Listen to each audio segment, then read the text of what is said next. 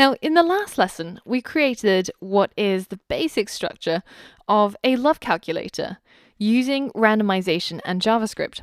Now, wouldn't it be nice if we could give the user a custom message based on what they got as their love score?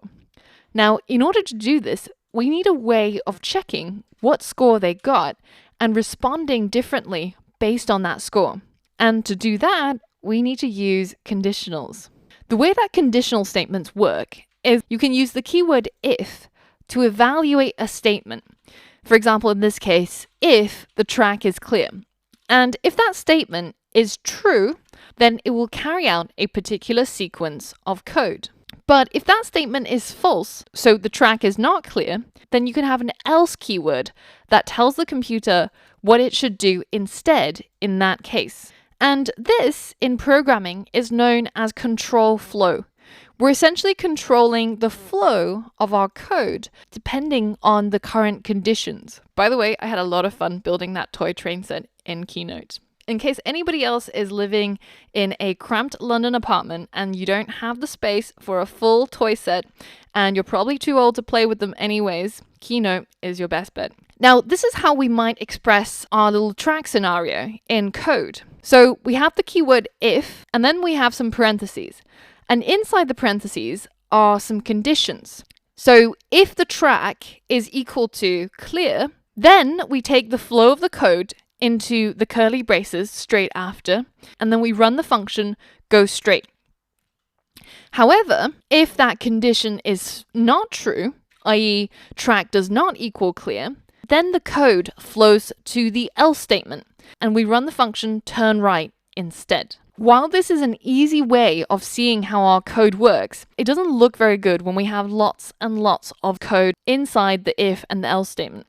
So more commonly, you'll see this code structured like this by JavaScript programmers. So we say if, we test the condition, and that's followed straight away by the block of code that will get carried out if that condition is true. And then we open up the else statement to specify what should happen if that condition is not true. And essentially, through the testing of these conditions, we get to control the flow of code.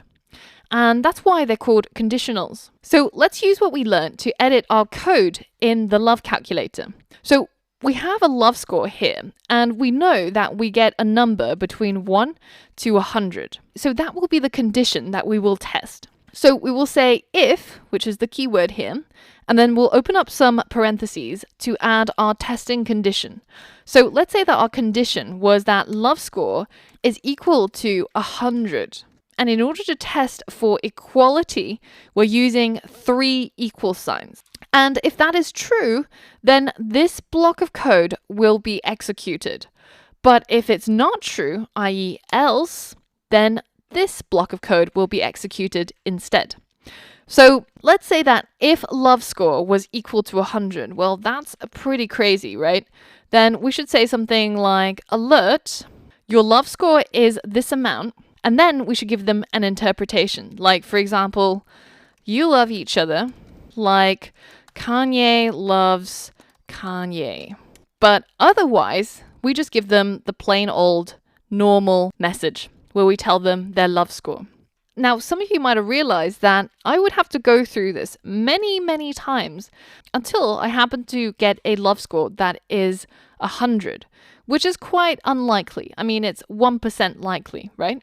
So what if we simply wanted to test for a range? Say, for example, if the love score was between, 70 and 100, or if the love score was between 0 and 30. Well, in order to do that, then we would have to use something like greater than. So if love score was greater than 70, then we should get this alert, and otherwise we get this simple one instead.